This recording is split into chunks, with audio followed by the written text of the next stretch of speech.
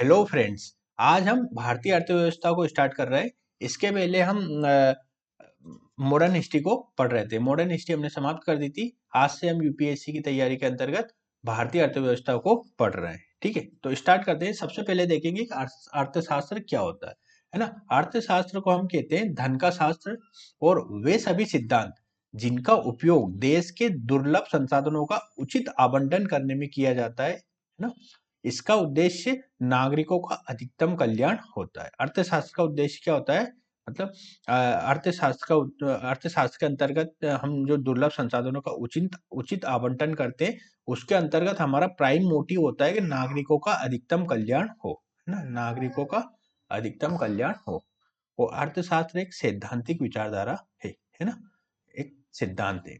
जबकि अर्थव्यवस्था, है ना, अर्थव्यवस्था को हम देखेंगे तो अर्थशास्त्र के सिद्धांतों का जो गतिशील चित्रण होता है ना, अर्थशास्त्र के जो सिद्धांत होते हैं उनका जो गतिशील चित्रण होता है उसे अर्थव्यवस्था कहते हैं, है ना। अर्थव्यवस्था किसी क्षेत्र विशेष में उपलब्ध संसाधनों का नागरिकों को आवंटन होता है ना। किसी क्षेत्र विशेष में उपलब्ध संसाधनों का नागरिकों को आवंटन अर्थव्यवस्था कहलाता है ना। और अर्थव्यवस्था, है ना, अर्थव्यवस्था जैसे हम देखें भारतीय अर्थव्यवस्था, है ना, भारतीय अर्थव्यवस्था, है ना, किसी भी अर्थव्यवस्था की दो मुख्य समस्याएं होती है या दो मुख्य संभावनाएं होती है ना। या तो संसाधनों का अभाव या फिर संसाधनों के उचित आवंटन की कमी, है ना। समस्याओं को अगर देखें तो दो मुख्य समस्याएं होती है। संसाधन जो है, या तो संसाधन नहीं है, या संसाधन है तो उनके आवंटन में कमी, है ना, उनके आवंटन में कमी। ठीक है। अब जैसे अर्थव्यवस्था में महत्वपूर्ण चीज होती है कि हम किस तरह से उत्पादन प्रक्रिया में शामिल हो, है ना। तो उत्पादन के साधन एक सबसे महत्वपूर्ण चीज होती है अर्थव्यवस्था के अंतर्गत। और चार प्रकार के उत्पादन होते हैं, है ना। कौन कौन से होते हैं उत्पादन के साधन? अगर हम देखें, चार प्रकार के उत्पादन के साधन होते हैं। पहला होता है भूमि, है ना। भूमि, जिससे हम भूमि से कैसे उत्पादन होता है कि वो किराया प्रदान करता है ना। जैसे भूमि किसी की हुई तो वो किराया प्रदान करता है। दूसरा आता है साधन, दूसरा साधन आता है श्रम, है ना। श्रम से आय कैसे होती है? पारिश्रमिक, है ना, पारिश्रम जो मिलता है उसके द्वारा। तीसरा आता है पूंजी, जिसके अंतर्गत धन और तकनीक रहती है। उसके अंतर्गत आय कैसे प्राप्त होती है? ब्याज के माध्यम से, है ना। उसके अंतर्गत आय ब्याज के माध्यम से प्राप्त होती है। नेक्स्ट होता है उद्यमशीलता, है ना। उद्यमशीलता जिसे हम जोखिम लेने की क्षमता भी कहते हैं, है ना। और इससे आय कैसे प्राप्त होती है? लाभ, है ना। उद्यमशीलता से जो लाभ प्राप्त होता है वो हमारी आय कहलाती है ना। तो किसी भी अर्थव्यवस्था में आप देखेंगे कि उत्पादन के चार ही साधन होते हैं। कौन कौन से होते हैं? भूमि, श्रम, पूंजी और उद्यमशीलता, है ना। भूमि, श्रम, पूंजी और उद्यमशीलता, ये आपको याद रखना है कि उत्पादन के कितने साधन होते हैं? चार साधन होते हैं: भूमि, श्रम, पूंजी और उद्यमशीलता। अब अर्थव्यवस्था के क्षेत्र, है ना, अर्थव्यवस्था के क्षेत्रों को अगर देखें तो हमने आपने पढ़ा होगा कि अर्थव्यवस्था सामान्यतः तीन क्षेत्रों में डिवाइड होती है ना। प्राथमिक क्षेत्र, द्वितीयक क्षेत्र और तृतीयक क्षेत्र, है ना। अर्थव्यवस्था को सामान्यतः तीन क्षेत्रों में बांटा जाता है: प्राथमिक क्षेत्र, द्वितीयक क्षेत्र और तृतीयक क्षेत्र। प्राथमिक क्षेत्र क्या होता है? प्राथमिक क्षेत्र जिसके अंतर्गत प्राकृतिक संसाधनों की सहायता से उत्पादन होता है ना, जो प्रकृति से संबंधित होते हैं। जैसे कृषि हो गया, जंगल, जल, जमीन, जंगल, वन, इनसे द्वारा जो उत्पादन होता है वो प्राकृतिक संसाधनों के अंतर्गत होता है। जैसे कृषि, है ना।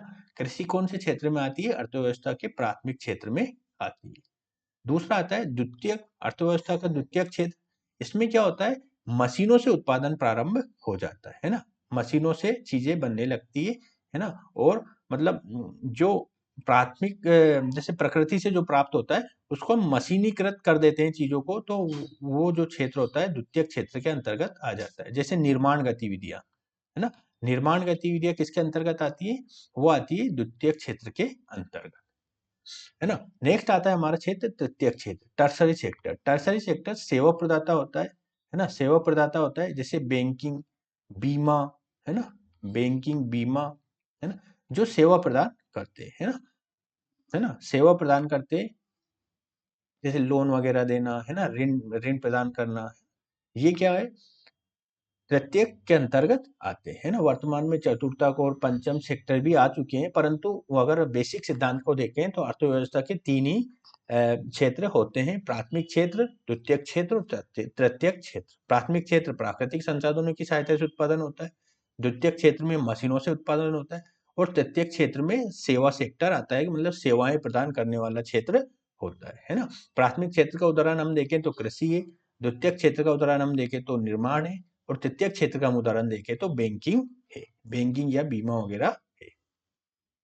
अब अर्थव्यवस्था के जो बेसिक सिद्धांत है उसके अंतर्गत अर्थव्यवस्था के प्रकारों का अध्ययन किया जाता है ना। तो अर्थव्यवस्था के प्रकारों का अध्ययन तीन तरह से होता है। पहला होता है अंतर संबंधों के आधार पर, दूसरा होता है संसाधनों के स्वामित्व के आधार पर, है ना, अंतर संबंधों संसाधनों के स्वामित्व के आधार पर, और तीसरा होता है विकास की अवस्था के आधार पर, है ना। तो हम एक एक करके देखेंगे सबको। सबसे पहले देखेंगे अंतर संबंधों के आधार पर अर्थव्यवस्था के प्रकार, है ना। तो ये दो प्रकार की होती है: खुली अर्थव्यवस्था और बंद अर्थव्यवस्था। ठीक है। खुली अर्थव्यवस्था क्या होती है? यहाँ पे आयात निर्यात की स्वतंत्रता होती है ना। खुली के अंतर्गत आयात निर्यात की स्वतंत्रता होती है, मतलब एक देश दूसरे देश से आयात निर्यात करता रहता है। जबकि बंद अर्थव्यवस्था के अंतर्गत आयात निर्यात पर पूर्णतः प्रतिबंध होता है ना। जैसे भारतीय अर्थव्यवस्था को हम देखें तो एक तरीके से खुली हुई अर्थव्यवस्था है ना। जबकि आप देखेंगे उत्तर कोरिया की, है ना, उत्तर कोरिया की जो अर्थव्यवस्था है सामान्यतः वो किसी देश से आयात निर्यात नहीं करता है, तो वो उसकी जो अर्थव्यवस्था है बंद अर्थव्यवस्था के तहत उसकी अर्थव्यवस्था मानी जाती है। खुली अर्थव्यवस्था में संसाधनों के आवागमन, मुक्त आवागमन को प्रोत्साहित किया जाता है, जबकि बंद अर्थव्यवस्था में संरक्षणवादी नीतियों को अपनाया जाता है ना। प्रोटेक्शनिज्म की जो पॉलिसी है वो अपनाई जाती है। इसमें खुली अर्थव्यवस्था में उदारवादी नीतियों को पालन होता है, जबकि बंद अर्थव्यवस्था एक आदर्श स्थिति, क्योंकि इसमें किसी देश में भी में पर्याप्त संसाधन होने चाहिए, है ना। अगर आपने आपकी अर्थव्यवस्था को मतलब एक तरह से बंद रखी है तो आपके जो अंदर वाली आपके देश के अंतर्गत वो सभी चीजें होनी चाहिए जिससे नागरिकों का जीवन बना रहे, है ना। नागरिकों को मूलभूत जो उनकी आवश्यकता है वो पूरी होती रहे। नेक्स्ट आता है संसाधनों के स्वामित्व के आधार पर अर्थव्यवस्था के प्रकार, है ना। ये तीन प्रकार से होती है: समाजवादी, पूंजीवादी और मिश्रित। ठीक है। समाजवादी अर्थव्यवस्था क्या होती है? समाजवादी, आपने देखा होगा कि जब रूस में सोशलिस्ट क्रांति हुई थी तो वहां से समाजवादी जो विचारधारा है, अर्थव्यवस्था है, उसका जन्म माना जाता है। आर्थिक क्रिया पर इसमें सरकार का नियंत्रण होता है ना। समाजवादी जो अर्थ विचारधारा है इसमें आर्थिक क्रिया पर सरकार का नियंत्रण होता है, जबकि पूंजीवादी अर्थव्यवस्था में निजी क्षेत्र का नियंत्रण होता है। अर्थव्यवस्था में निजी क्षेत्र का नियंत्रण होता है। जबकि मिश्रित अर्थव्यवस्था क्या होती है? इसमें सरकार की भूमिका और निजी क्षेत्र दोनों की भूमिका होती है और सरकार यहाँ पे मतलब अपनी सीमित भूमिका में रहती है ना, ज्यादा छेड़छाड़ नहीं करती। समाजवादी विचारधारा में कीमतों का निर्धारण केंद्रीय संस्था के द्वारा होता है ना। सेंट्रलाइज एजेंसी होती है, वो कीमतों का निर्धारण करती है। पूंजीवादी अर्थव्यवस्था में बाजार शक्तियों के अनुसार, है ना, कीमतों का निर्धारण होता है।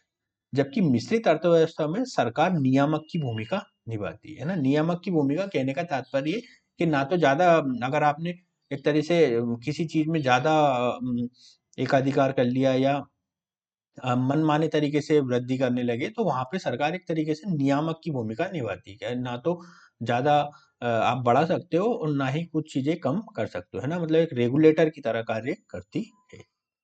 समाजवादी विचारधारा में उत्पादन नागरिकों के आवश्यकता के अनुसार होता है ना। नागरिकों के आवश्यकता के अनुसार होता है ना। समाज की आवश्यकता देखी जाती है, जैसे खाद्यान्न की आपूर्ति करना है तो उसी तरह का खाद्यान्न उगाया जाएगा जहाँ पे मतलब डिमांड है ना। जैसे खाद्यान्न फसलों के उत्पादन को बढ़ावा दिया जाएगा, इस तरीके से।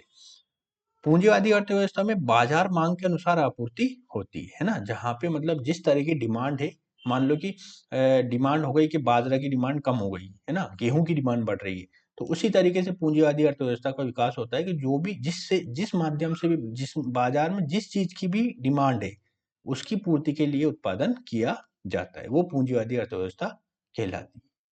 और मिश्रित में क्या होता है? निजी क्षेत्र की स्वतंत्रता होती है ना। सरकार भी रहती है इसमें, लेकिन निजी क्षेत्रों को कुछ युक्ति युक्त निर्बंधन के साथ स्वतंत्रताएं दी जाती है। जो समाजवादी अर्थव्यवस्था का अगर प्राइम मोटिव देखा जाए तो इसमें संपूर्ण रूप से जन कल्याण को देखा जाता है ना। इसमें जो निजी भागीदारी है उसको पूर्णतया हतोत्साहित किया जाता है और संपूर्ण रूप से क्या होता है, जन कल्याण को देखा जाता है ना। इसीलिए कभी कभी देखा जाता है कि भारत में समाजवादी विचारधारा के बहुत सारे लोग हैं, समाज के हित को लेकर वो अपनी बातें कहते रहते हैं कि समाज में जो पिछड़े दलित है इनके विकास के लिए हमको आगे आना चाहिए। ठीक है। पूंजीवादी अर्थव्यवस्था में क्या होता है, निजी लाभ, है ना। इसमें निजी लाभ को सर्वाधिक प्रमुखता दी जाती है। जैसे एडम स्मिथ ने एक अहस्तक्षेप की नीति अपनाई थी, है ना, जिसे क्या कहते हैं, लेजर फेयर भी हम कहते हैं। अहस्तक्षेप की नीति वो होती है जिसमें सरकार या कोई अन्य एजेंसी जो बाजार में हस्तक्षेप ना करें, बाजार केवल मांग और आपूर्ति के सिद्धांत पर चले, है ना। जैसी मांग है वैसी, जैसी डिमांड है वैसी सप्लाई करने पर बल दिया जाता है। इसे अहस्तक्षेप की नीति कहते हैं कि कोई भी इसमें बीच में हस्तक्षेप नहीं करेगा, जैसी डिमांड होगी वैसी सप्लाई होगी, है ना। ये अहस्तक्षेप की नीति कही जाती है। इसको किसने दिया था, एडम स्मिथ ने दिया था। ठीक है।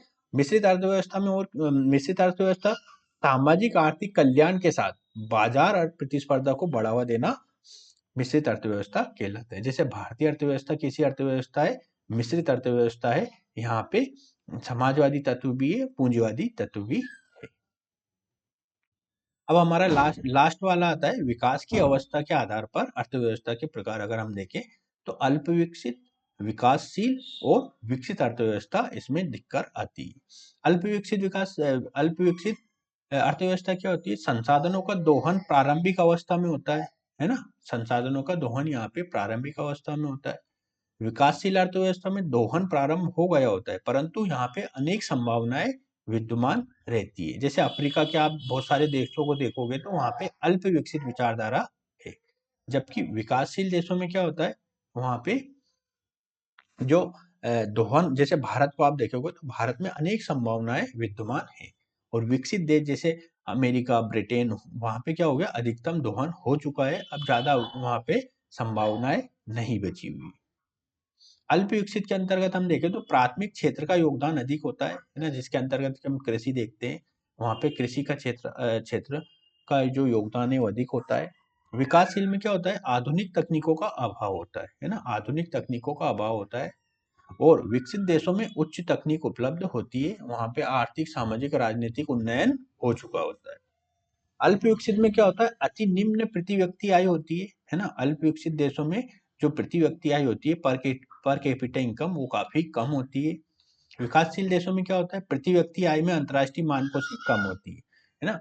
मतलब जो विकासशील देश होते हैं उनमें अल्प विकसित देशों से ज्यादा इनकम होती है, परंतु फिर भी जो इंटरनेशनल स्टैंडर्ड है उनसे ये कम होती है, जबकि विकासशील देशों में उच्च प्रति व्यक्ति आय होती है। अल्प विकसित देशों में गरीबी और बेरोजगारी दर अधिक होती है ना, क्योंकि यहाँ पे संसाधनों का दोहन प्रारंभिक अवस्था में होता है, प्राथमिक क्षेत्र की भूमिका ज्यादा होती है ना, इसलिए यहाँ पे गरीबी और बेरोजगारी अधिक रहती है। ठीक है। विकासशील देशों में औद्योगिकीकरण के लिए संभावनाएं बनी रहती है ना, जैसे भारत एक विकासशील देश है, यहाँ पे औद्योगिकीकरण की काफी संभावनाएं बनी हुई है। विकसित देश में क्या होता है, द्वितीयक और तृतीयक क्षेत्र की भूमिका अधिक होती है ना। आपने देखा होगा कोई भी विकसित देश हमेशा सर्विस और सेकेंडरी और टर्सरी सेक्टर पर अधिक कार्य करता है, वहां पे प्राथमिक क्षेत्र की भूमिका धीरे धीरे कम हो जाती है। ठीक है। तो ये हमारा पूरा आज अर्थव्यवस्था का सेट था, है ना। आज हम प्रश्न देखेंगे अर्थव्यवस्था का जो बेसिक है उसमें, कि भारतीय अर्थव्यवस्था की प्रकृति संविधान के अनुरूप है ना, संविधान के अनुरूप है, इसकी व्याख्या कीजिए। इसका आंसर लिखना है आपको 150 शब्दों में, ना 150 शब्दों में लिखना है। ठीक है। इसमें क्या लिखना है आपको, भारतीय अर्थव्यवस्था, एक तो आप प्रियम्बल में बताएंगे कि प्रियम्बल जो भारत के संविधान की उद्देशिका या प्रस्तावना है उसमें समाजवादी शब्द का प्रयोग किया गया है ना, समाजवादी शब्द का प्रयोग किया गया है। ठीक है। और परंतु भारतीय अर्थव्यवस्था कैसी है, मिश्रित अर्थव्यवस्था है ना, मिश्रित अर्थव्यवस्था है, अर्थात इसमें पूंजीवादी प्लस समाजवादी दोनों तत्व विद्यमान है ना, दोनों तत्व विद्यमान है ना। तो दोनों तत्वों को आप बताना है कि किस तरीके से पूंजीवादी तत्व मौजूद है ना। पूंजीवादी तत्व मतलब आप देखेंगे तो यहाँ पे व्यापार व्यवसाय करने की स्वतंत्रता प्रदान है ना। है ना। और रेगुलेटर जैसे सेबी आप देखेंगे, सेबी बाजार रेगुलेटर है। आरबीआई है ना, प्राइवेट बैंकों को अगर रेगुलेट करना है तो आरबीआई आ जाती है वहां पे, है ना। पब्लिक डिस्ट्रीब्यूशन सिस्टम के तहत, है ना। तो ये सब चीजें आपको मतलब एक तरीके से इनका संयोजन देखना है और बताना है कि किस तरह से भारतीय अर्थव्यवस्था की प्रकृति संविधान के अनुरूप है। मतलब समाजवादी तो है ही सही, और उसमें जो अन्य आर्टिकल है उनके तहत, जैसे व्यापार वाणिज्य की स्वतंत्रता के तहत भी आप बता सकते हैं। तो ये सब चीजें देख के आपको भारतीय संविधान, भारतीय अर्थव्यवस्था की प्रकृति बतानी है। ठीक है, आप कमेंट सेक्शन में अपना आंसर डाल सकते हैं। ठीक है, तो आज का वीडियो हम यही समाप्त करते हैं। अगले वाले वीडियो में हम तुरंत जल्द ही मिलेंगे। तब तक के लिए नमस्कार।